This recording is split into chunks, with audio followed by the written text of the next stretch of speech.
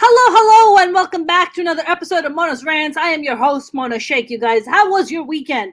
I see James here. James says, hello, Mona. I hope you got some rest this weekend. Well, I definitely tried, James. I did get some rest. Tim said, hey, James. Tim said, hi, Mona. How are you? I am good, Tim. How are you? I don't know if you guys, how much you guys invest in the stock market, and if you've been following the madness known as the GameStop, scenario that is going down. I've been listening to a bunch of different commentaries about GameStop and how the stock for GameStop went from $20 up to $222. Bloomberg reported that it was the highest jump in 18 years, where it doubled 50% in one day. Which is a kind of growth I haven't seen in 18 years, according to Bloomberg. And I want to talk about that. And of course, a 9-year-old getting tasered by the Popo. You know, the Popo just never disappoints, man. It just never disappoints. And to talk about all this in grand detail is my friend. He's back. I missed him. I've been wanting to get him back on and finally did.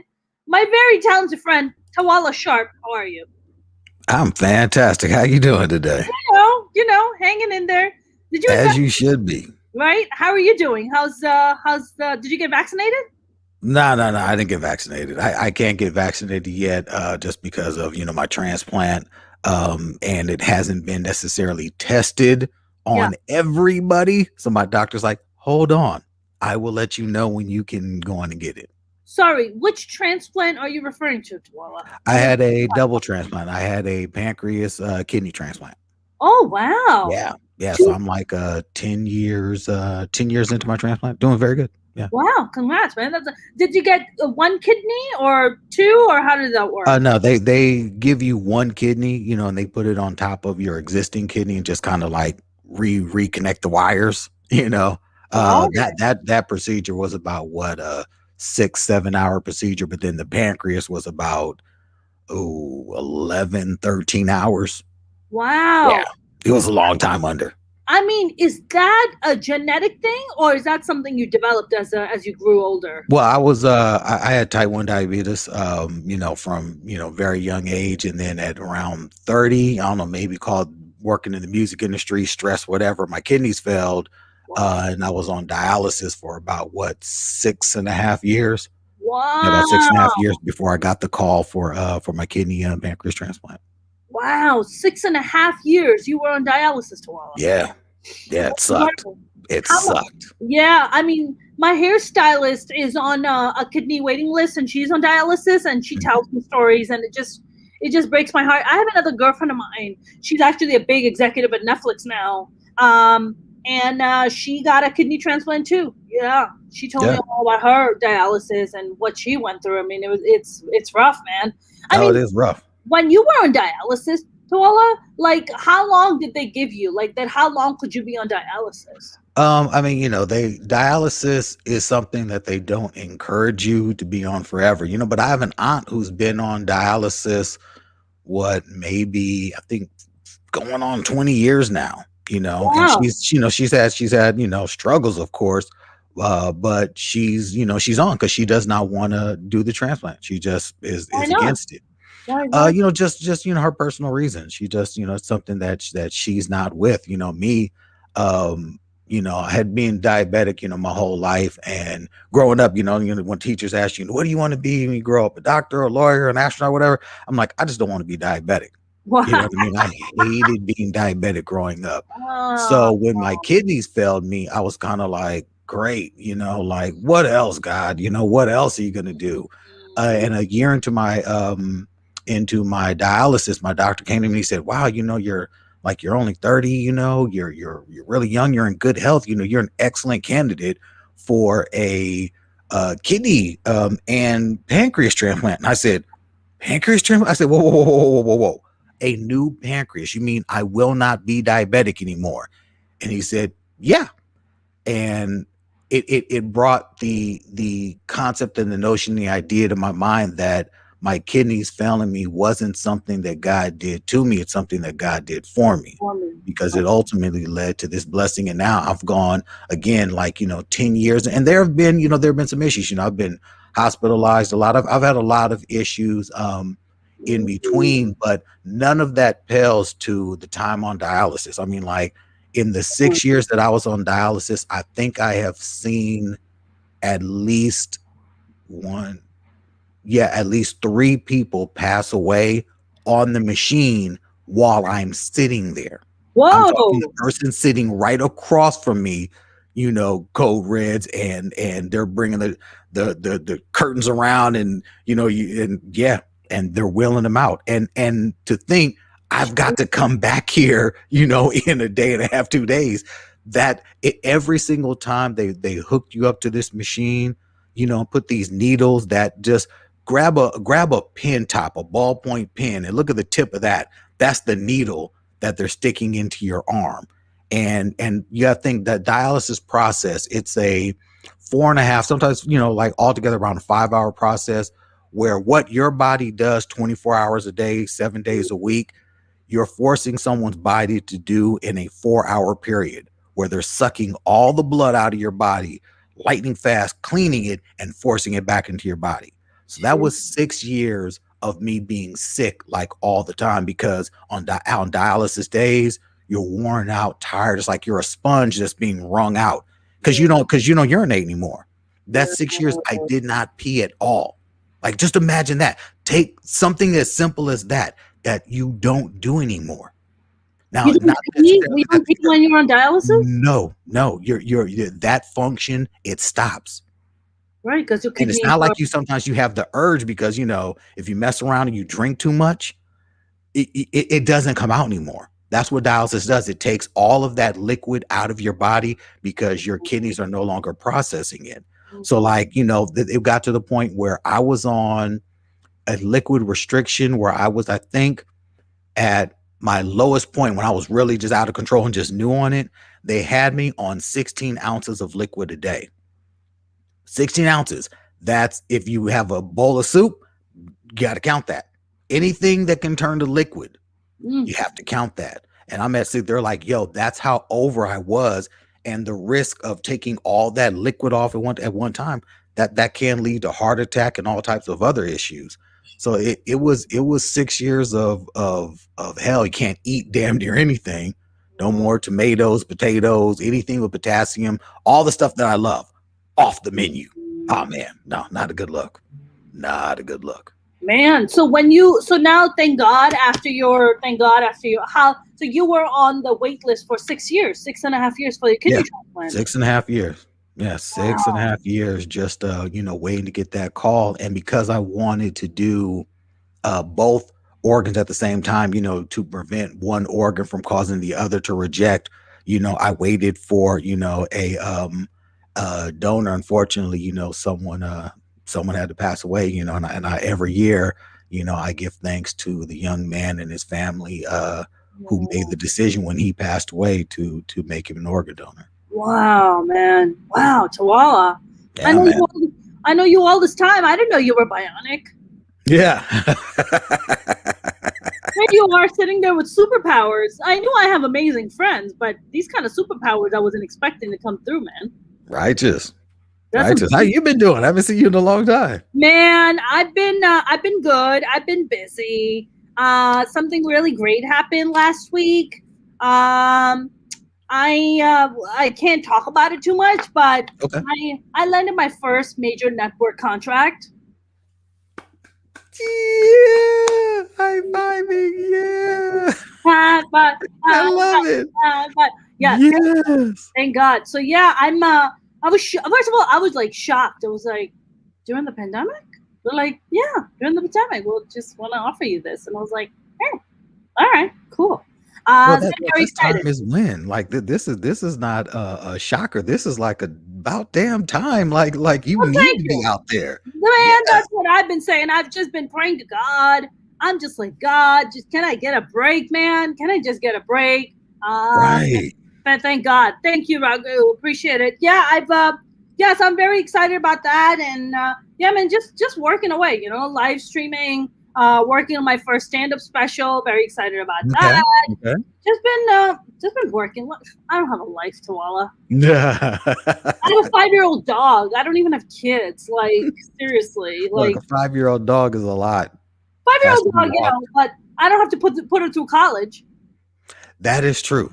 That is true. That's why I always say, like, I don't want any more pets because they can't ever grow up, go to college, and come back and take care of me when I'm older. That's correct. That's correct. I mean, more than likely, the odds are she's gonna die before me. So more than likely, there's that. There's that. no. Yeah. So I'm just like, There's that. it's just like, I love you, bitch, but you're gonna die before me, and that's the truth of it. Live it up while you're here. Live it out. While you're here. Eat up the treats, bitch, because they ain't gonna be around too long. Oh God, I love it. I love it.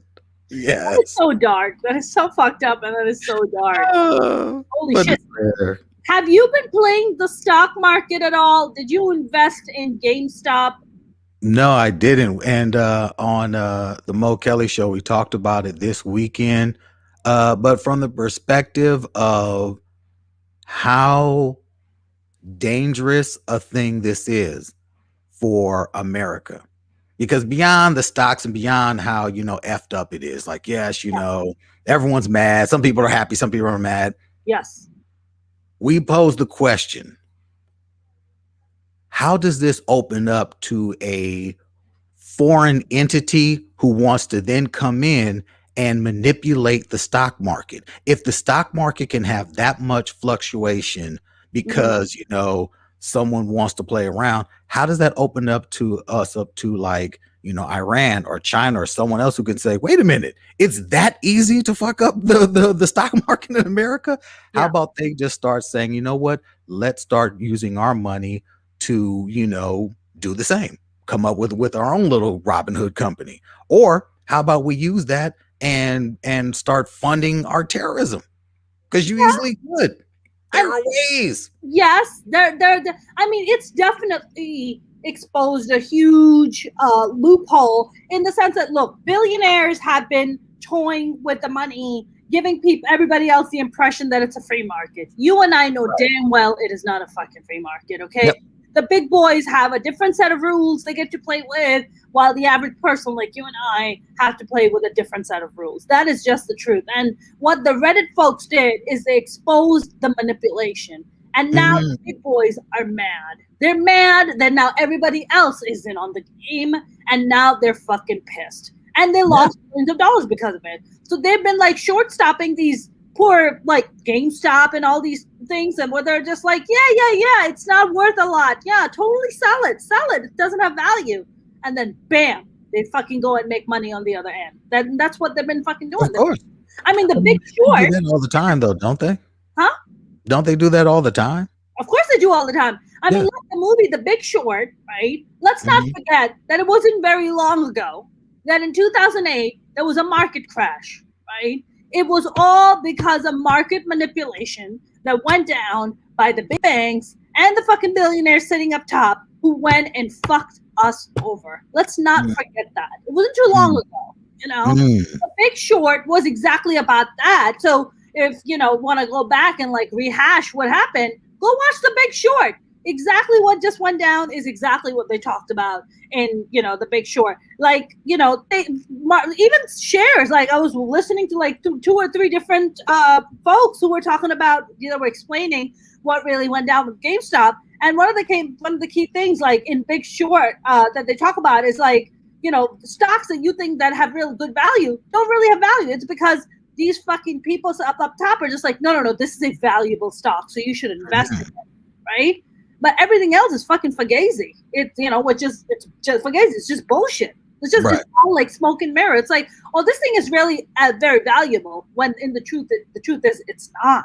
It's just because all like a handful of insider folks get together and tell, they're like, hey, we're gonna go out in public and we're gonna tell everybody that this stock isn't worth much. Oh yeah, totally. Don't buy the stock. Oh no, don't buy it. It doesn't have any value. No, don't buy it. Don't buy it. Oh okay. Oh, let me just sell it.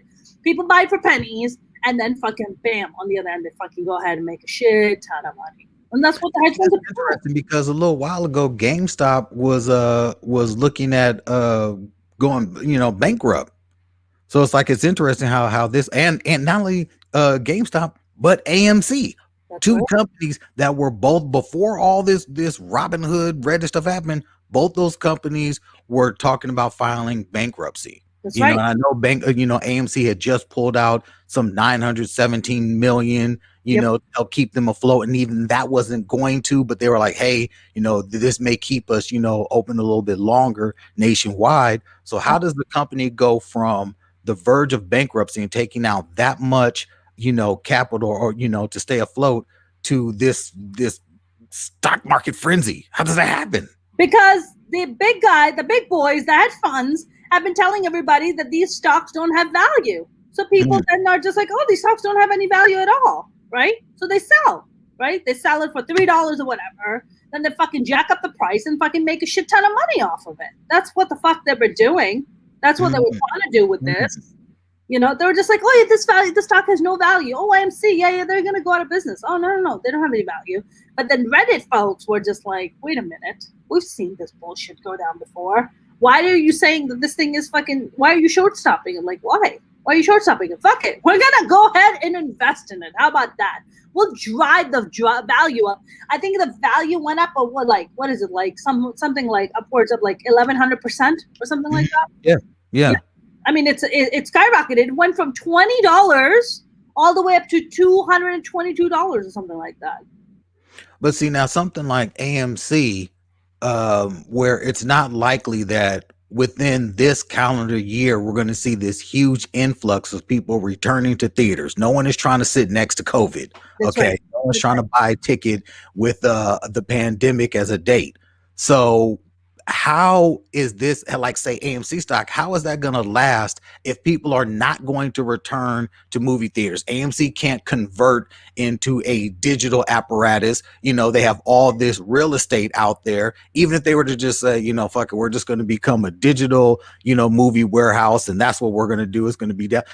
There's no way long term for AMC to survive. Not in the way it exists right now. It's not even a good theater to begin with. Like everyone loves IMAX, but the theater going experience sucks as a customer. And I had the AMC pass, and every month I was like, I'm gonna get rid of this shit because every time I go to AMC, I miss the damn first half hour of my film because I'm waiting in this stupid ass line with people who don't know what they're doing. So it's like when I found out AMC was going bankruptcy, I was like, yes. I hope you go under. And then it's like they were coming back. I'm like, yeah, okay, whatever. But long term with all the film companies pushing their movies back to beyond the end of the year, even if AMC was to open up right now, there's nothing really coming out that's on this calendar before I see October. All the spring movies have been pushed back. How does a company like AMC survive? So ultimately, I don't know how this stock even makes sense. How flooding AMC, and also with GameStop. GameStop was going bankrupt because with all of these digital download apps for video games, GameStop had lost its value. It's like, I don't have to go to you guys to rent video games. I can go to digital so-and-so and rent a video game. What is the point of GameStop anymore? GameStop is like a Blockbuster. It's like, how many Blockbusters are there? Right. So ultimately, will this come back to bite these Reddit and Robinhood folks in the ass? I don't know if it's going to bite them in the ass, but I think what the Reddit people did is like, I listened to a bunch of them and they're like, I don't give a fuck if I lose all the money. They're like, as long as I get to expose the truth, they're like, I don't give a fuck. Oh. They're like, I'm happy. One of those moves. Okay. Yeah. So they're just like, look, we're just trying to show that there's no such thing as a free market. What we're trying to show is that there's market manipulation that's been going on for years and years, for decades upon decades. Billions of dollars have been made by these billionaires. They've been the ones who are short stopping stocks, telling us what's good, what's not good, constantly manipulating the market. And we're here to tell you that it's not like that. We're telling you it's not like that, right? I don't need you to go and short stop something so you can make your, please your fucking hedge fund buddies. Like, the hedge fund people can go and fucking please their clients and their billionaire clients. That's not what we're here for. We're talking about the average person making money. And billionaires have a problem with that. Okay. That's where the beef is. So honestly, to me, it sounds like the folks on Reddit, what they're really trying to do is their entire objective is to show market manipulation. Really, that's really what it boils down to. Right. I mean, I've heard like at least 3 of them come out. One of them was like wearing glasses and trying to hide his identity or whatever. And then he was just like, yeah, I don't really give a fuck even if I lose all the money, as long as I get to expose the market manipulation that these billionaires have been doing for years and years, I'm happy. It's the little person that came and made money. That's what's pissing off. Now you have the fucking head of NASDAQ on Squawk Box, if I'm not mistaken, talking about needing more regulations. When in the actual fuck has NASDAQ, the head of NASDAQ, ever showed up to Squawk Box or any of these, like financial shows and talked about that we need more regulation? Please do tell Tawala. And have you ever seen it once? And it's just to keep folks like you and I from taking advantage of not these stocks in particular, but just the stock market period. Moderna, because people don't realize that it wasn't just AMC and GameStop. There were 50 other stocks that were on the table. Yep. 50 other ones that by name. Starbucks, Moderna. You know what I'm saying? I think Moderna's doing fine. Well, Moderna's doing fine. Moderna's gonna. Yeah. No, I'm just saying, just in general, that they were also tapping into, which can show individuals like you and I, like, so wait a minute, we could have got in on Moderna as well, like and not that they were in the same fluctuation as Starbucks. I mean, as AMC and GameStop. Yeah. But the number of stocks that were bought. Everyone who's following this now sees that. So the you and I's of the world now see, like, maybe we do need to look at all these other stocks that Reddit and Robinhood were also looking at, that they were also tapping into. Maybe we need to tap into those. And then now, does that potentially, my question for you is, does that potentially threaten the status quo of the wealthy who control all of this? Is there a possibility, a reality where that's what they think? Why do you think they're so pissed, Tawala? We challenged the status quo. We went and we pulled the curtain from the Wizard of Oz. Wow. They don't like it. Wow. Pull the curtain. Okay. That's what these Reddit folks did. So they're like, oh, so it's all just like an illusion. You created this illusion for us that stocks that you were claiming that don't have value, but if we choose to put value in it, then it goes up. That's so wild. That is so wild. That's just that easy. Yeah, wow. But then you kind of sit back and you're just like, so does anything have value? Right. So what has happened is now the credibility's been shaken. You see? Yeah. That's what happened. And they're like, oh shit, not only did you expose us, now our credibility's been shaken.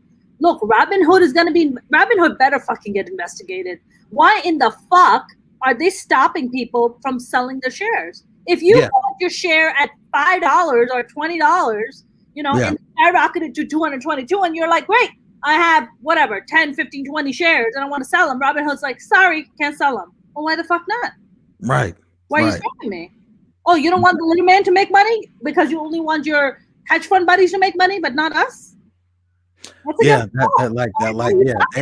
believe they will be investigated. There's no way for this to go unchallenged. There's no way. I think you're a lot more optimistic than I am. I know.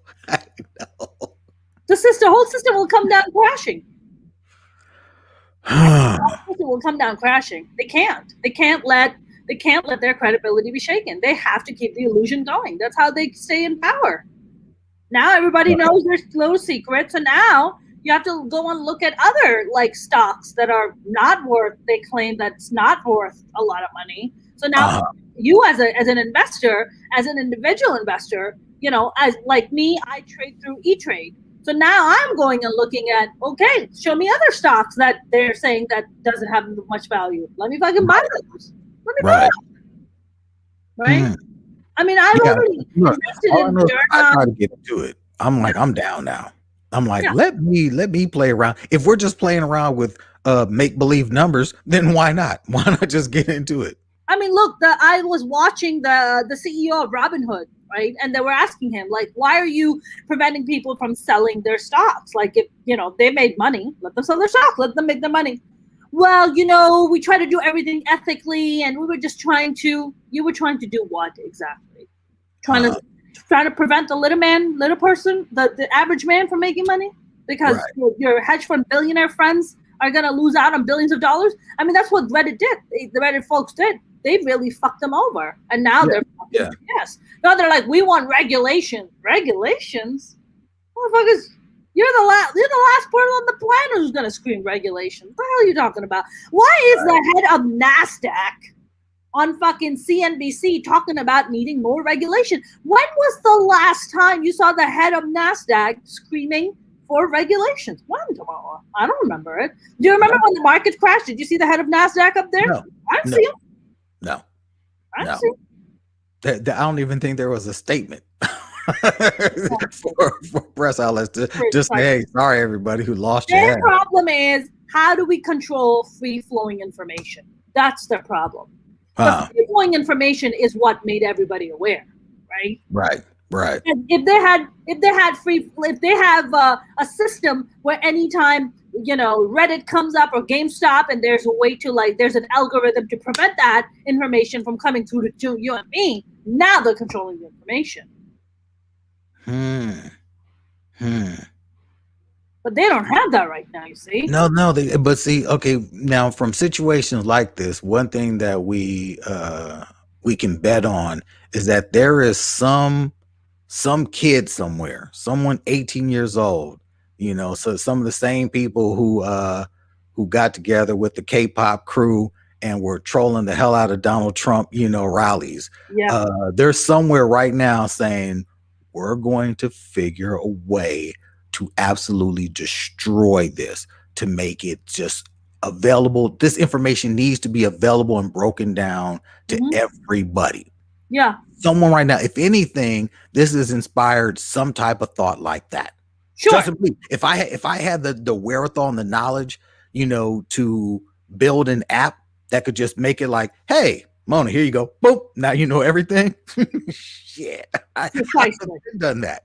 I mean, almost speaking that really is the definition of genius, right? Taking something so complex and breaking it down to something very simple, right? That everybody can understand. That's really the definition of genius. And, if somebody, I think that ball has already started to roll, where you have the folks that, on Reddit who have come out and exposed this. So then I guess now the question becomes is, if you've noticed, Biden has not come and said one thing about this. Not a single thing has he said. Oh, no. The Washington is mum's the word on this right now. Everybody. On both sides of the aisle. That's right. Why is that, Tawala?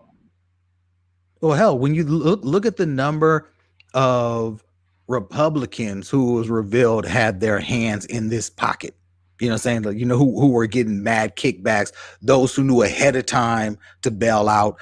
No one wants to say anything. That's like one of those we're not by talking about it, you expose yourselves or you expose your friends. That's right. And let's be clear. Yeah, and just like you said, it's on both sides of the aisle, right? Yep.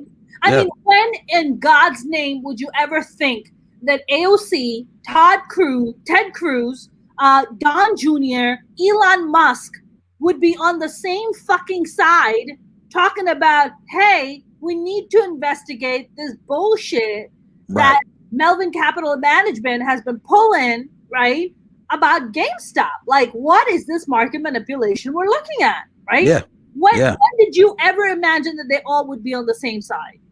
Never. And it's funny because they're all coming out, but then again, like I said, I can't remember the one senator's name who had, his pockets were lined by this, and it's one of those again, I'm this isn't right up there with all the other headlines that you have this one individual who's a lawmaker who had advanced knowledge of this, who was just he was sitting pretty.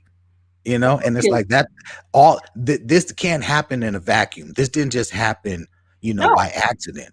So it's like it's when we start to pull on that thread, we'll see how far it unravels. I have a very bad feeling that now there's going to be some laws and regulations that are going to be passed to try to find a way for this misinformation to be sent out. When it comes to you and me, Tawala, that information that the billionaires have had for years and fucking that they've been making money on, that was fine. But the moment it comes to us, now it's misinformation.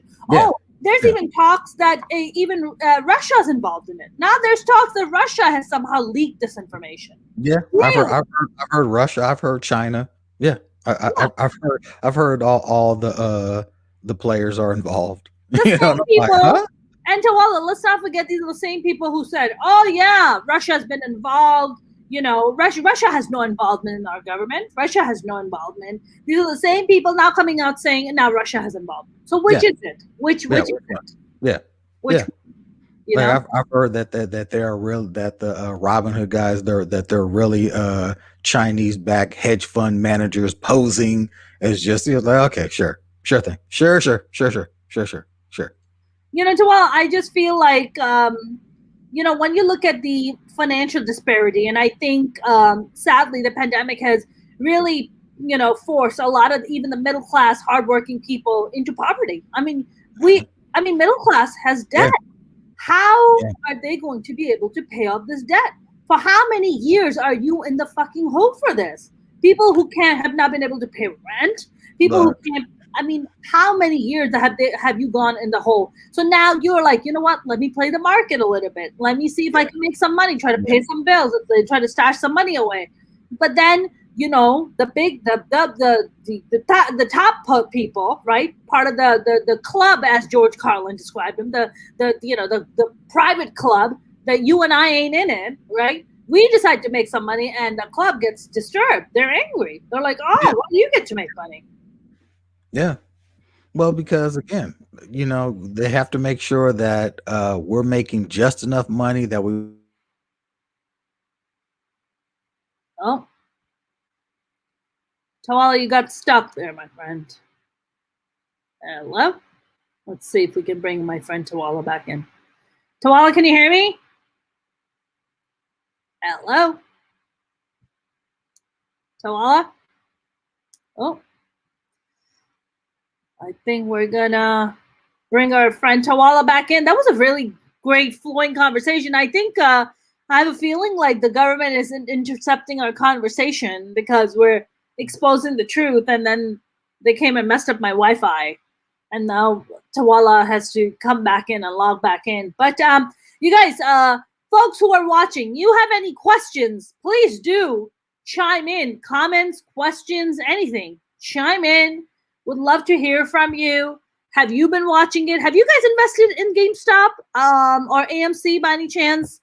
I was thinking about, it's funny because my producing partner, brother, is the one who wrote the article that kicked off the whole thing about GameStop. Yeah, that's right. I hang out with the troublemakers because I'm a troublemaker. So yeah, his brother is the one, my producing partner's brother is the one who wrote the article that GameStop, about GameStop and, you know, their stock being short circuit, you know, and here we are short stopping, and then here we are having this conversation. So I'm waiting for Tawala to get back in here. Let's see what my friend Tawala is saying. Oh, power surge. I'll be back when. Okay, cool. All right, power surge. Look at that. Is that what they're calling it now? When they don't want you to talk about the truth? It's a power surge. Sorry. Can't talk. You're all right, I'm waiting for my friend Tawala to come back. You guys, I know when Tawala comes back, I definitely want to talk about this. Did you guys hear about this 9-year-old girl that was tasered in Rochester, New York?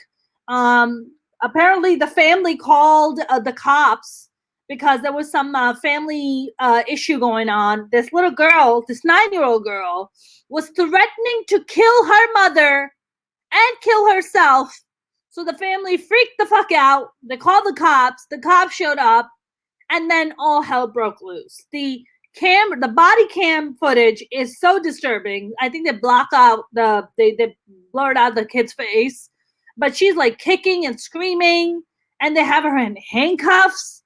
And then she's like, I just want my dad. And she's kicking and screaming, and she's like going crazy. And then the cops are like, shut up.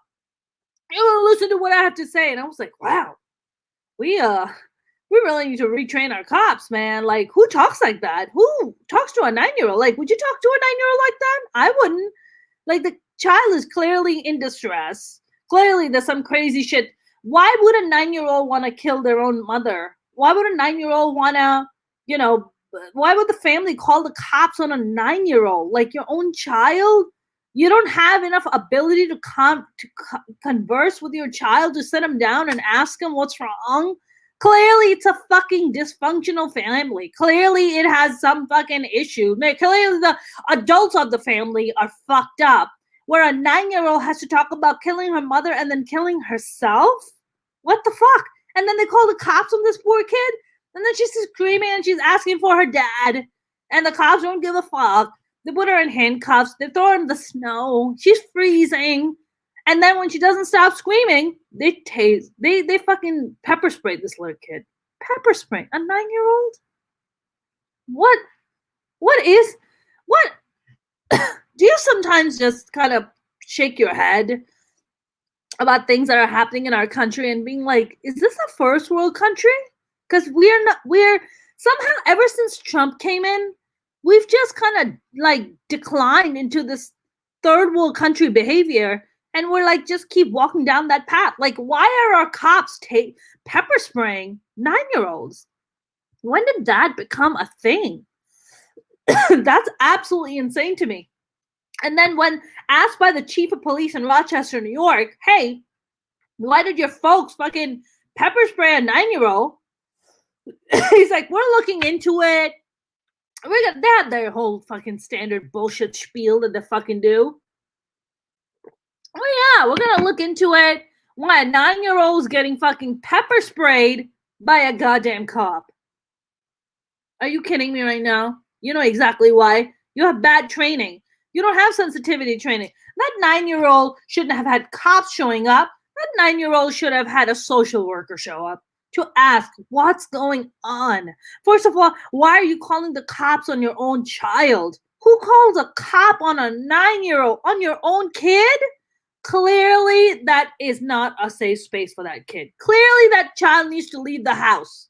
Why the fuck is a 9-year-old getting pepper sprayed by the fucking cops? That's insane. And the parents are the ones who call the cops? The parents need to go. The parents are the fucking problem. My friend Tawala's back.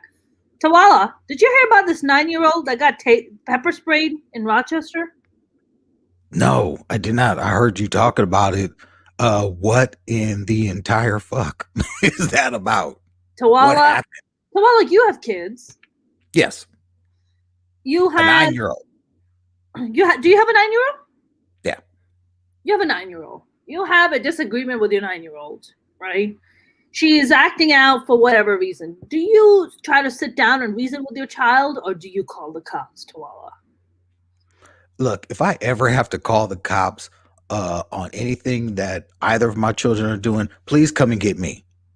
Please come and get me the day that I have to involve the authorities in handling my children. Both of my children know me well enough to know better than to even really get loud with me, much less me have to call the police. So that right there is an issue. That already is an issue. You've seen my little girl. You've met her. She's teeny weeny. So that already. But again, the notion of having to call the authorities to deal with your child. And I have children with autism. I work with children that have behaviors. So I do understand. But still. Right. Still. Right. This family called the cops on their 9-year-old daughter because she was threatening to kill the mother and then kill herself. Now, stop. We just have to stop right there. Let's and stop be right like, there. we can just stop right there and being like, what kind of fucked up parents, what kind of fucked up environment is this child growing up in Yeah. that she has to resort to committing a homicide suicide? What is Yeah. happening? How much have the Like, yeah. adults of the family failed this child for this child to even have this thought process? Look, my daughter, I don't even allow her to get into like saying to me stupid, and hate, those are bad words. So Mm-hmm. stuff that like that's like, what? Watch your mouth. It's like I hear the word stupid. I'm like, you better watch that language. You know what I mean? Much less have a And kid that's the who's extent talking of that. about, Wow, I'm stupid. gonna kill you and kill myself. No, no, Precisely. no. Precisely. And Tawala, not just that, when the cops came, this little girl is in her pajamas, screaming on top of her lungs, saying, I want my dad. And the cops are like, shut up, shut up. You listen to us. You listen to it. They're putting her sitting her on the side where there's fucking snow everywhere, right? This poor child is screaming on top of her lungs, saying, I want my dad. I want my dad, right? The cops are like, you're going to listen to us. Shut up. You're going to listen to us. They handcuffed this child. This is all on the body cam. And then when she's like screaming and she's crying, they pepper spray this kid. They pepper spray this child to keep her quiet, Tawala. The parents, first of all, in situations like this, cops should never be called. If the No, cops get called, no. how old is the child? Is it under 18? We're sending over a social worker.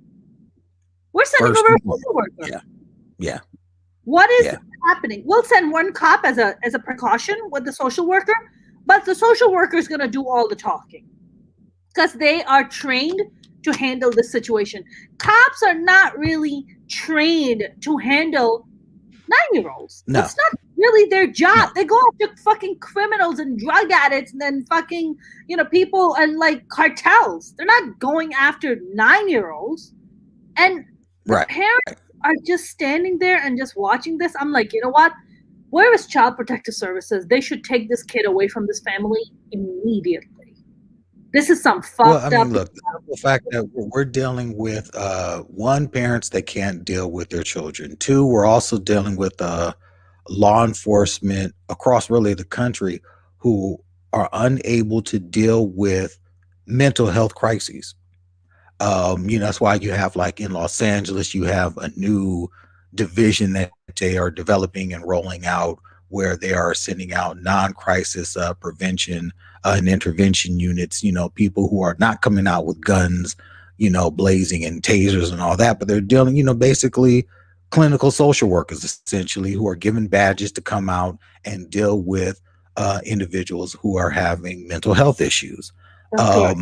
Because as you said, police officers, they are trained. Within their training there Mm-hmm. is, I'd say, 3-4% dealt in with, as far as talking to and talking people down. They call in negotiators for those situations. That's These are correct. individuals who are taught to arrest, to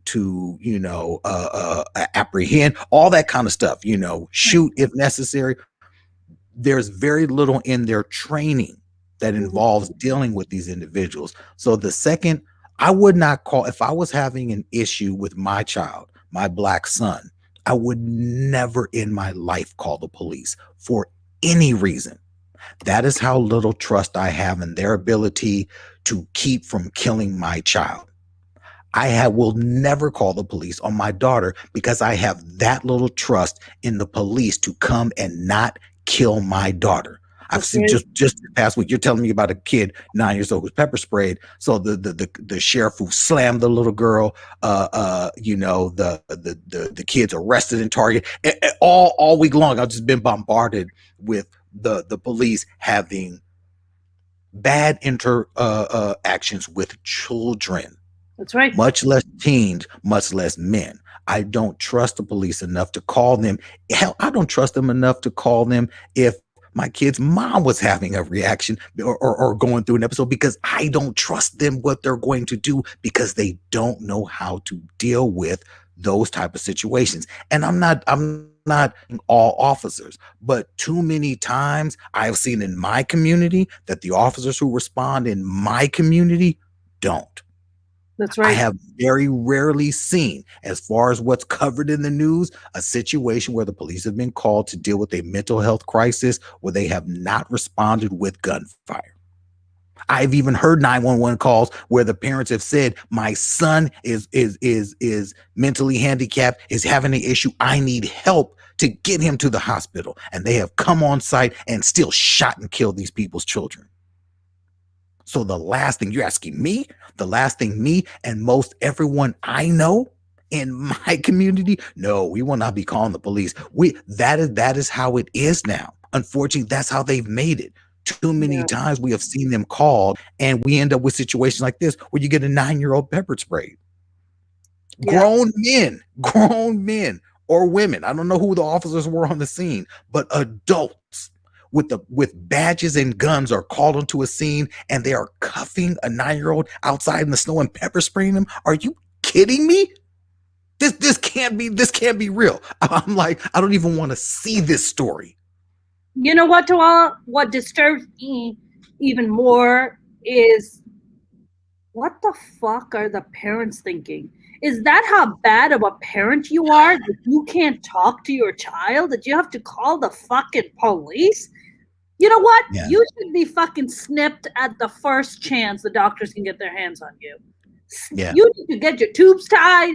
You're not having more Tawala, I am all about giving licenses out to have kids. You are not allowed to have children. Hey, you know what? We're there. I think the same thing. People should have a license to have a kid. I thought I was the only person that thought that. That's amazing. Always. I am a huge advocate. Listen, you put people through for like driver's license, for pilots. Yep. You know, those are dangerous things. So same thing, right? Fucking, you're bringing another human being into this world that could possibly be weaponized if you don't treat it right, if you don't fucking educate it right, if you don't love it, it's going to be fucking weaponized. And the next thing you know, it's going to get up, go to school, pick up a gun, and fucking shoot up all his fucking classmates. How about that? No. Look, Mona, they don't have to get up and go to school anymore, because I don't know if you saw the story. It happened, I believe, last weekend. The 17-year-old who got into it with his father for coming in too late. He went and got a gun. He killed his father, his mother, his brother, his brother's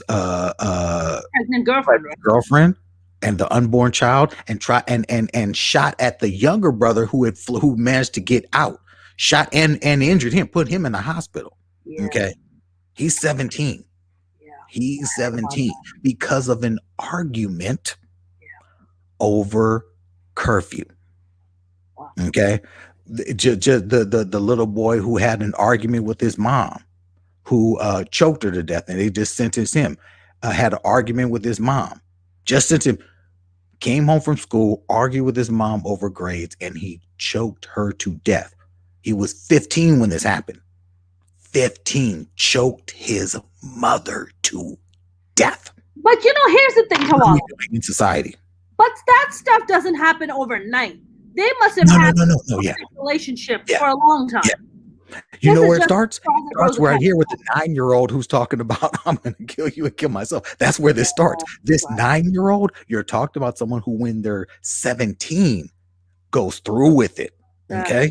That's what you just told me. You just told me right now, if this is not corrected in the home, not in juvenile hall, not with cuffs on. If this isn't corrected in the home, you've got a 9-year-old who throw another 9 on that, who's going to be killing people. For sure.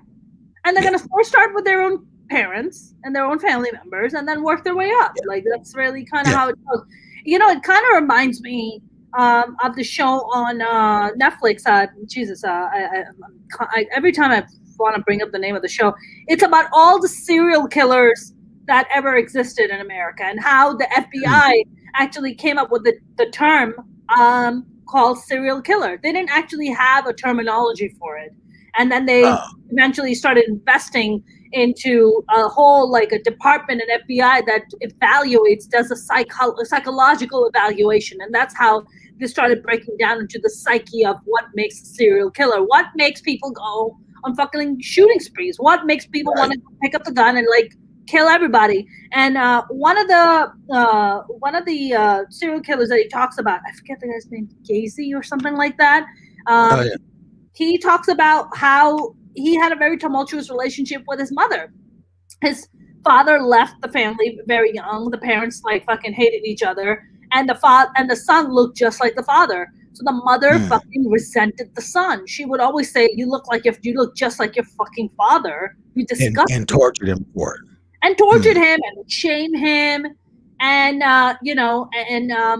and she would shame him. Oh, you can never be with a woman. Oh, no woman wants you. And she just basically destroyed this man's self-esteem. John Wayne Gacy. I think it's John Wayne Gacy, if I'm not mistaken. I don't know why is that the clown one? He was the clown, right? The John Wayne Gacy was the clown guy. Wasn't he the one who was dressed up as a clown? Yeah, I just remember reading about him a long time ago. But yeah, I'm sorry. Yeah, it's just when you said that. He was like a big, tall guy.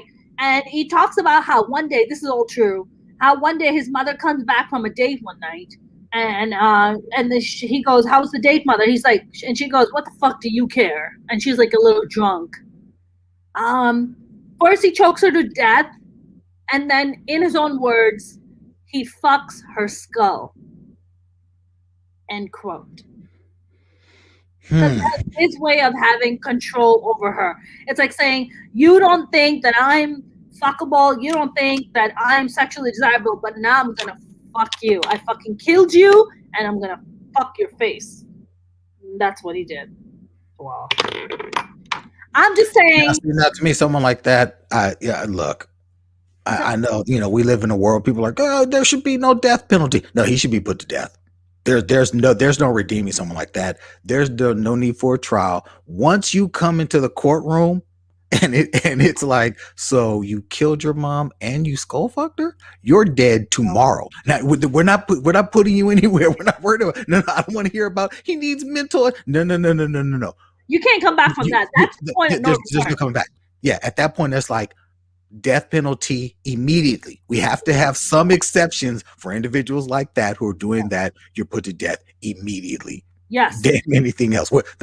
Save the gas on going to anywhere. Just take them next door. Like we have a chair next door. That's right. Hook them up. We got a special going. That's right. Oh my God, I can't believe that. Listen, there are so many of these killers that sit on death row for years and years, right? Taxpayers like you and I, we pay for them to sit on death row for years and years. And, they try to come back and contest the cases. They were talking about that under Trump, record number of people were executed on his way out. Yeah, he had like what? It was way into the double digit. I think it was damn near 18 people. He was just like, every day, I want someone dead every day. Yeah, yep. He was just like, just get rid of them. Look, do innocent people die and get convicted of shit? Absolutely. Am I all the time? I'm 100%, fucking against that. Like, no. But look, if you are someone like this who's murdered his own mother, and then he goes on, of course, on a killing spree, and he killed a whole bunch of women, right? Look, him, girls. Richard Ramirez, the dude who walked into the synagogue in San Diego, the dude who walked into the church in Charleston, all these people who we look, you went in, you videotaped yourself, you have a whole plan, you went in it.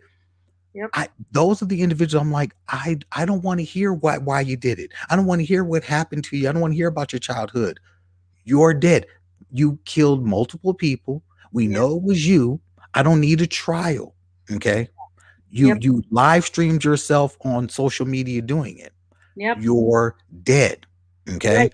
The little girls, hey, I'm sorry, call me cruel, but the little girls who filmed themselves stabbing that girl to death in the Walmart, the 12, 13, and 14-year-olds, I don't need to see you become 18. You went into a Walmart and stabbed a 15-year-old girl to death on camera. Your life is forfeit. Call me cruel. Oh, you're horrible. They're kids. They're kids who film themselves murdering someone else's child. That's right. Okay? That's right. You've lost your worthiness to society. And if it and if your parents are to blame, well, they can join you on the chair. 100%. I'm all for that, Tawala. I'm all for, Tawala.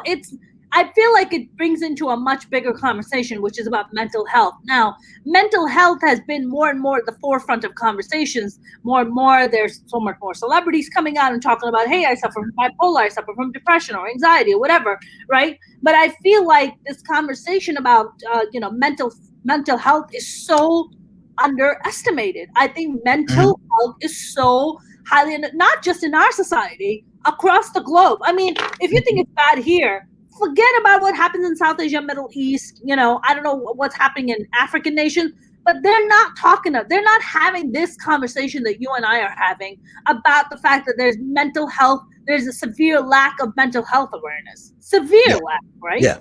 I mean, if you're talking about kids that are fucking stabbing another child and filming it, what kind of psychotic fucking household are you being raised in? Yeah.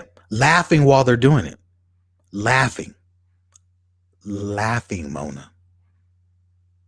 They weren't. It was revenge. It was, they followed this little girl, from the movie theater. California? No, it wasn't in California. Texas. I'll look up where it was. Because it's one of those stories that I came across that I was like, I don't even want this story. I don't even want to have this story in my library. But it was horrific. And again, when I saw it, I said, these little girls are forfeit. My son is 15. If 4 little boys followed him into a Walmart, this is in public. This wasn't at a park. This wasn't in the alley. This wasn't, this was in a Walmart. In a Walmart. And they knew this girl? They knew this girl? No, they got into a fight with her at the movies. Wow. At the movies. 4 teenage girls. They stabbed this girl to death, and they streamed it live on Facebook. Louisiana. Find the knife? Oh wow. Louisiana. They might have found it inside of the Walmart. The girls 12, 13, and 14. 12, 13, and 14 stabbed a 15-year-old girl to death in Walmart in Louisiana. Wow. Those little girls are dead. That's what I'm saying. I'm sorry. I mean, they're gonna be in juvie for a long time. And the great state of Louisiana or whatever, they'll be paying for it. So what is that? That's taxpayer dollars. They're alive. They're alive to think about it. They're alive to mourn it and regret it. But there's a 15-year-old who is not. Well, as you as a parent, how much does that story scare the shit out of you? Oh no. It does, and it's so tough because I put my son in martial arts, when he was a kid, and got him all super trained up, and he's had a few scuffles. But I had a conversation after I read that story, right? I sat down, I talked to him, and I said, if you can go the other direction, please do. If you can walk away, please walk away. It doesn't even matter if you fight. Like I've studied martial arts now some 15 years. It doesn't matter how badass I am. Because if I fight somebody and I hurt them, I can go to jail. That's right. If I fight somebody and I hurt them and they come back later on and see me out with my family somewhere and I'm unaware, I'm walking through the park playing and they shoot me to death. Okay. Or I fight them and I accidentally kill them. Yeah. There is no winning. Yes. If you can walk away, walk away. Why we're not, and why we're in, like when I was growing up, we would get into fights. We get into fights. You got jumped, been jumped a whole bunch of times, been in a number of fights as a kid. And at a point in time when I remember getting into a fight and, a friend of mine had said hey man, he showed me a strap and he's like, man, we're about to go get those cats. Right. Yeah. And in my mind, I'm like, It was just a fight. Like, we don't have to kill them, and that's the point in time when I became a punk. When it was like, Tawala, me, bitch ass, you a punk, you know what I'm saying? You ain't gonna go ride with us. I'm like, no, I'm not gonna go ride with you guys, and I didn't, what I'm saying, unfortunately, no, I'm not hard enough to go kill somebody for getting into a fight with them, right? Right. I get into it with somebody, I'll put my hands on you. I don't own a gun because I'm afraid of what I will do with a gun. So I'd rather not have one, because I know my temper. I may be that once. I'm like, you know what? How about I don't? How about I don't?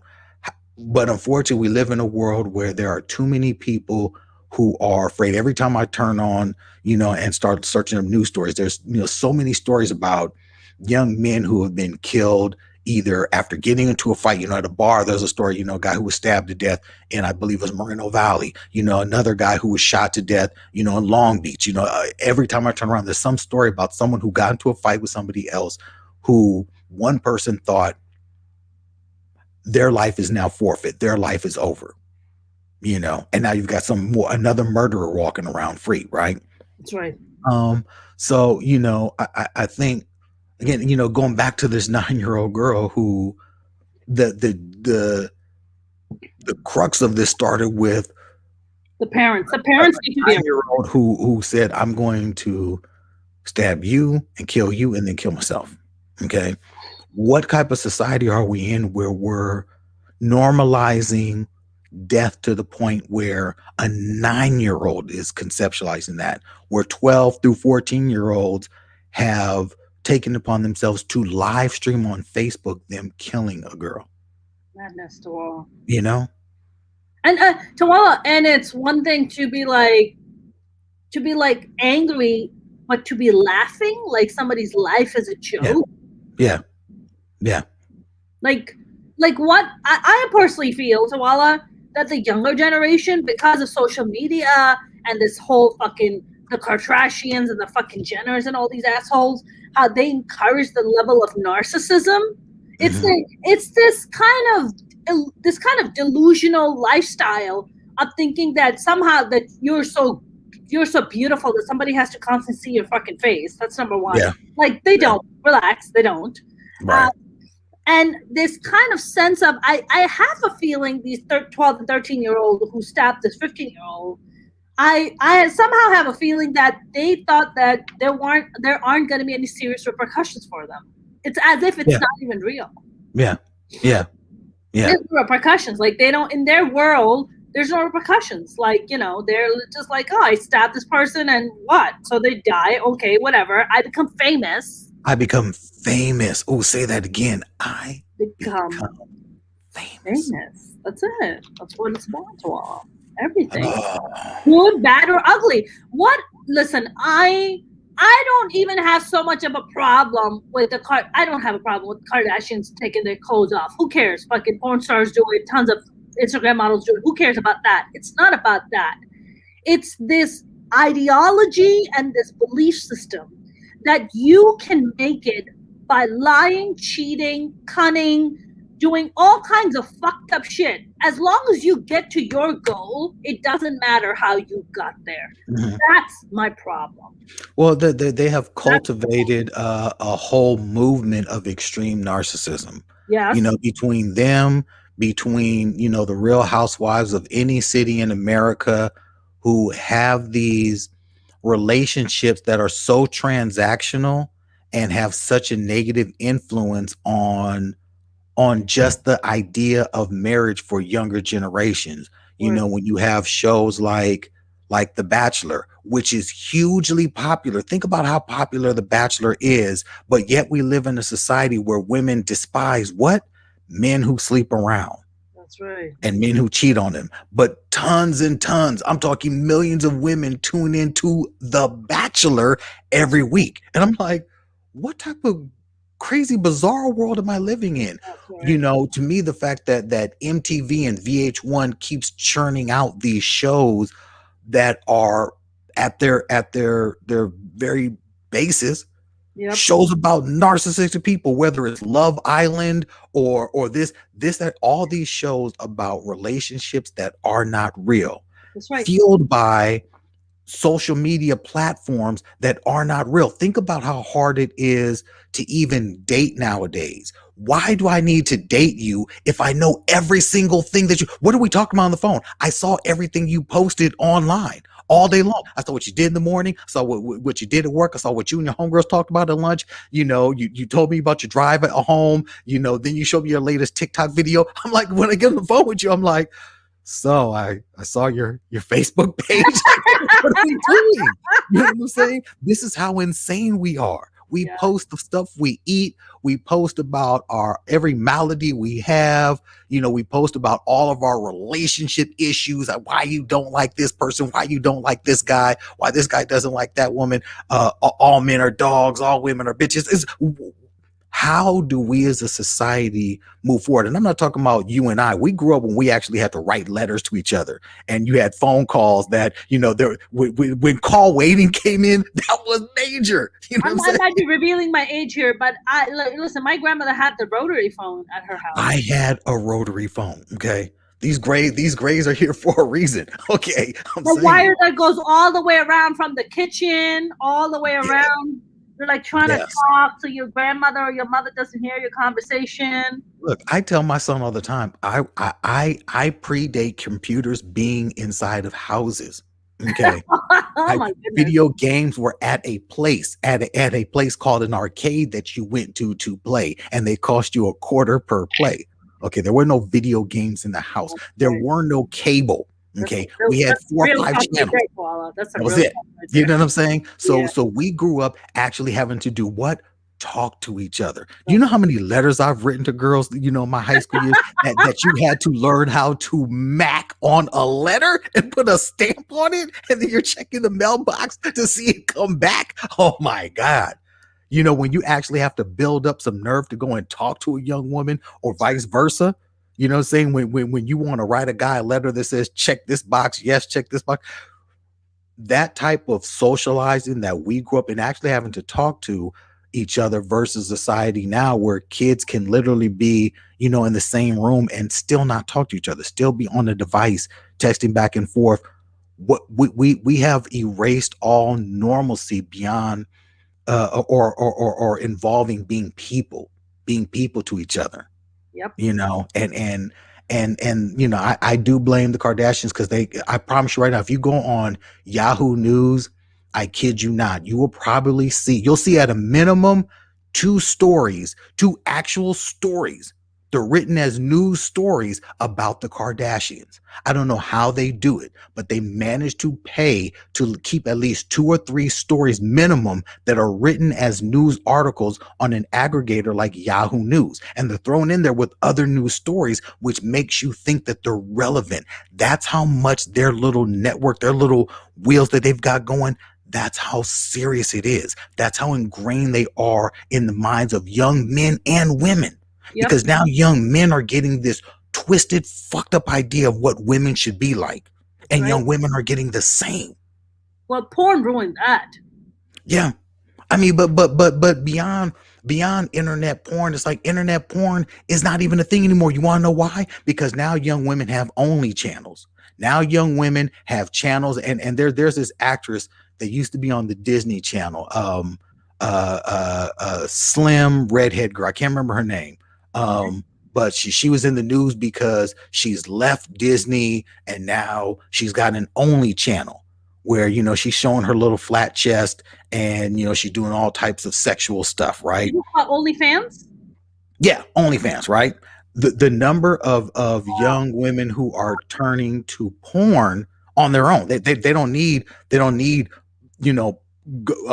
DVDs or porn or nothing like that. It's like, seriously, they're able to just have their OnlyFans channels, and so now every girl's their own Kim Kardashian. That's correct. Every girl can be their own Kim Kardashian. Did you hear about this 22-year-old Christian girl that her parents are very proud of, that she strips in the name of Jesus or something like that? She says she's a Jesus lover. No, that's not real. She's no, Mona, that's not real. Jesus is with her.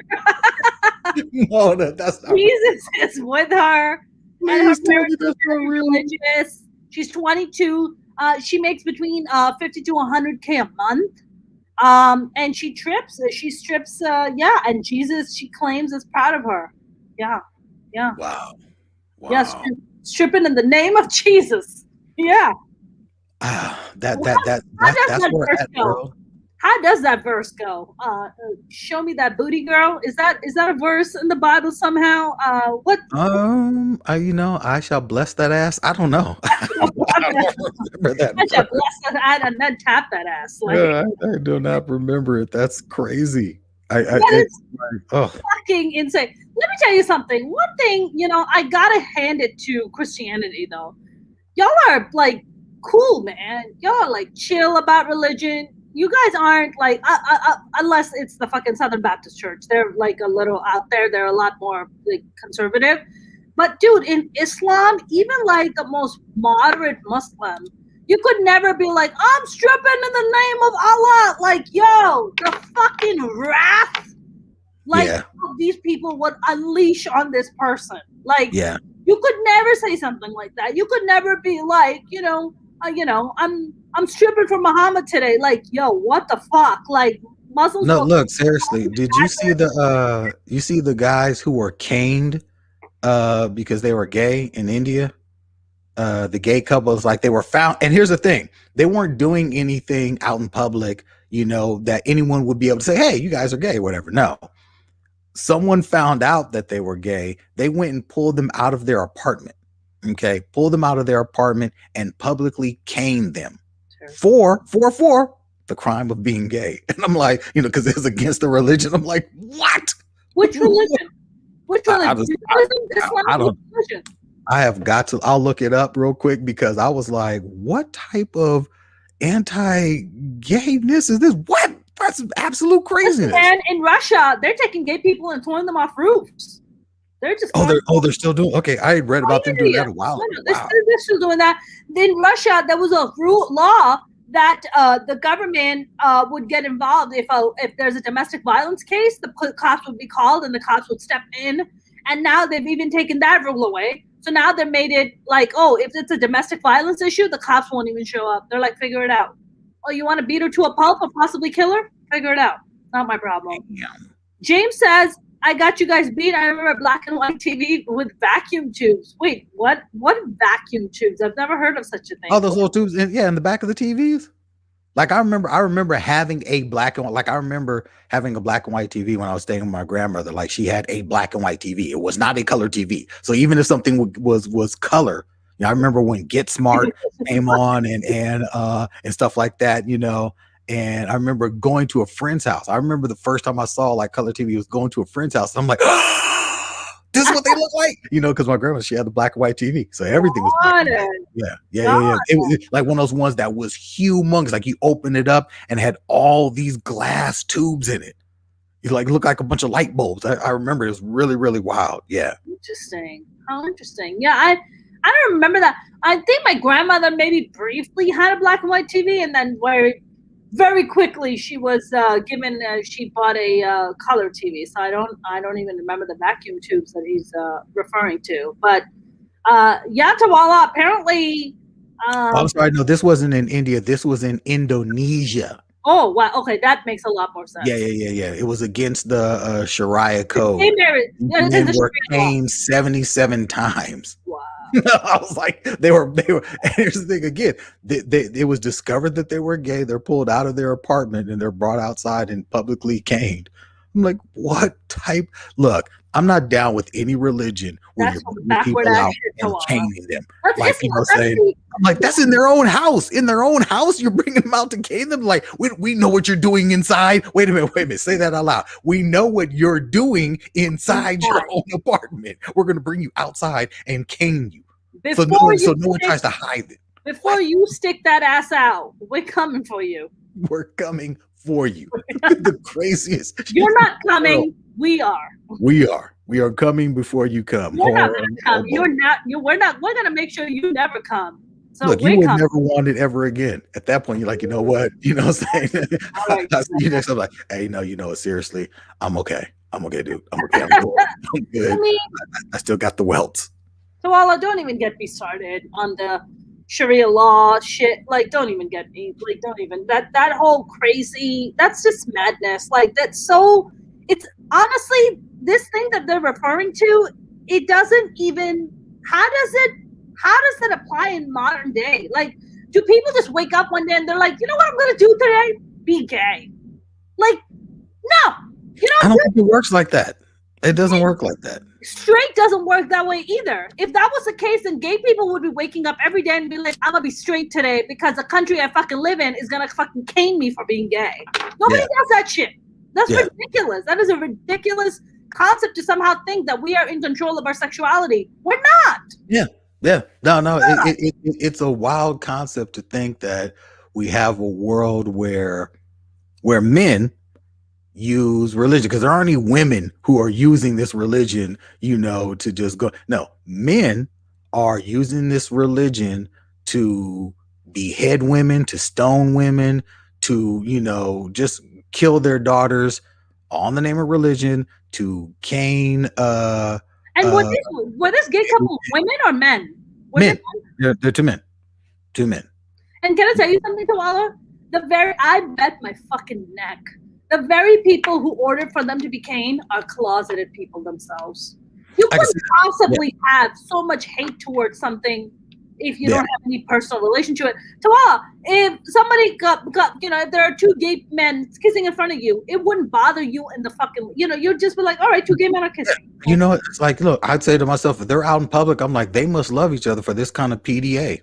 Same as I would say, if I was kissing a woman, it's like, man, look, hey, man, y'all must love each other. Because look, if I'm kissing a woman in public, I really love her. That's PDA. That's like, it's something I'm going to show the whole world. Yeah, I'm like, you know what?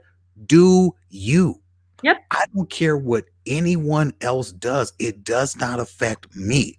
So that's why I trip off of people who go on these tirades of like, this is the gay plan or whatever. This is Hollywood trying to make men gay. And I'm like, how does a movie, a television show, how does anything change your sexuality? Now, then there are some who say like, well, how does watching Kim Kardashian want to make these little girls grow up to be hoes? And I'm like, I guess. No, but that's a false equivalency. That's not the same at all. That's not the same at all. Look, if you're talking about the only reason little girls want to be little hoes like Kim Kardashian or the fucking Jenners is because the end goal is fame and money. There's no fame and money from to be gained from your sexuality. Some people are like, oh, give head to get ahead. That's another. It's just like, give head to get ahead. I don't know how many people are down to give head to get ahead, but there's no guarantee. There's no guarantee that you're gonna get the part. There's no fucking guarantee from it, right? No.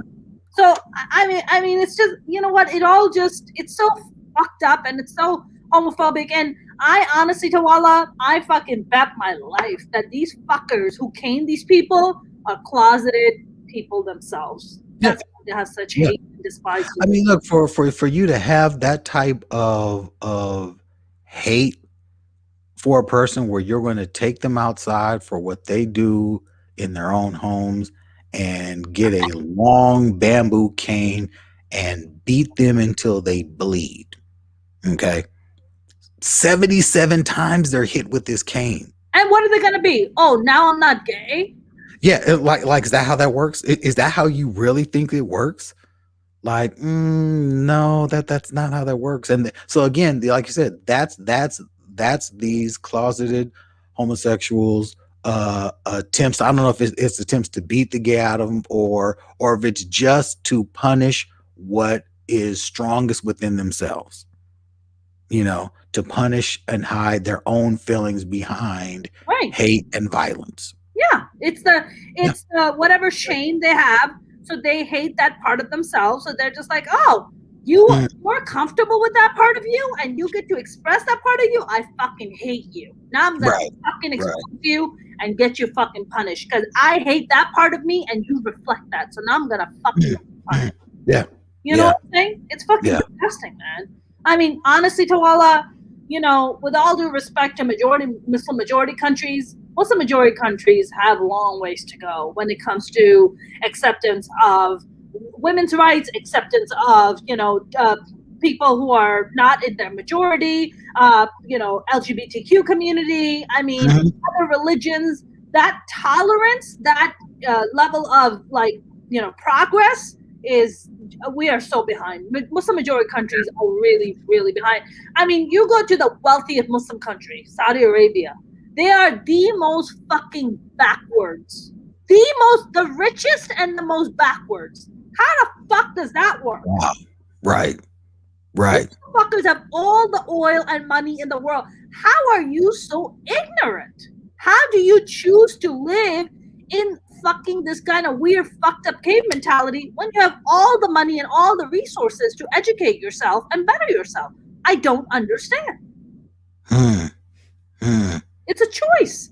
You make that choice. You live in that fear. You choose to stay in power by exerting that fear onto your very own people and ultimately also onto yourself, right? That's how you you're just like, I'm going to stay in power by exerting this ignorance and this fucking level of fear. A fear about what? What? Now gay people, all of a sudden now that if gay people can have sex, now what? All of a sudden dicks are going to be thrown in your face? Nobody wants to put a dick in your face. Relax. You're not so hot. Right. Oh, is a gay man going to try to convert me? No, it's okay. You haven't showered in 3 days. Relax. Yeah. Like again, it's like someone else like, it doesn't work that way. Like it doesn't work that way. I don't know any man or woman that I know that is gay to a person will tell you they've been that way their whole life. Yeah. Okay. Now, I don't know anyone who has said, nah, you know what? Like last Wednesday, I just decided. I woke up and said, you know what? Forget it. It's not like that. That's right. You just don't wake up and you're like childhood. You know what I'm saying? From damn near birth, they knew. You know? Tawala, no, my mother never pulled me in the corner, was just like, you're gonna suck a dick when you get older. Never told me that. That's not how it works. Conversation. No. Your family never pulled you in the corner and be like, Tawala, you're gonna be tapping some lady ass when you get older. Nobody said that shit, Tawala. No. This is something you're born and raised with and you just understand. So caning people to beat their sexual orientation out of them, sick. No, it's just as sick as here in America where they came up with the conversion therapy, and all that, like that type of sick, twisted shit. It's like conversion therapy. So you're going to sit and try to hypnotize and demonize and really torture these young men and women to the point where there's a lot of folks who commit suicide over that. Yes, they do, Tawala. And it's like, well, they're better off. Like, no. You're a sick, twisted. There are actually politicians, who wanted to make that law. Make conversion therapy law. I think Mike Pence might be one of those people. So. I'm sure it was on the docket. I'm sure he's like, damn, man, me and Trump were just about to push that through. I'm sure, have Betsy DeVos put it in the schools or something. Right, while simultaneously having an account on Grindr and Squirt. Yeah. Lord have mercy. Like Squirt. Squirt. Oh, like very big in New York City. Everywhere you go, Squirt has ads everywhere. I think. I was about to say, it's like the old soda. Exactly. I think that the name explains itself what the purpose is. So yeah. Like when you say that out loud, I was like, wait, what? That's a thing? Like that's a gay app. It's called Squirt, Grindr, Squirt. Yeah, they're out there. Yeah, Pence is on there. Man, we went all over the place today, Tawala. Tawala, we're gonna wrap up, my friend. Where can people find you? What are you up to? How's my friend Mo Kelly doing? You know what? We are grinding it out every week, Saturday, Sunday evenings on KFI AM 640. You can find us on iHeartRadio / The Mo Kelly Show, talking about everything politics and pop culture, making folks think. You can check out Nerdorama Monday through Friday on the iHeartRadio app. And, if you search up my name, you can probably find me. TAWALA SHARP. I'm on social media. I look just like this. So if you see this face, it's probably me. Yeah, That's awesome. That's awesome. Tawala, always a pleasure having you, my friend. Always nice to see you. Always nice to see you. Peace and love, my girl. Peace and love. Talk to you soon, brother. Yes, indeed. Bye. That was my very lovely and amazing friend Tawala Sharp. Wow, we had a really fantastic conversation today. I hope you guys enjoyed the conversation. I know I definitely did. If you haven't subscribed to my YouTube channel, please do. You can go to youtube.com/Mona Sheikh Comedian, Comedian, Comedian. You can also follow me on TikTok at Mona Sheikh Comedian, and also on Facebook. And you can follow me on Instagram and Twitter at Mona's Comedy. You guys, I will be back tomorrow, Thursday, by the way. I will have no live stream because I will be busy all day. So Thursday, no live stream, but Monday, Tuesday, Wednesday, and then again back on Friday. You guys have a good night. I will see you tomorrow with a brand new guest. Stay safe. Put your mask on.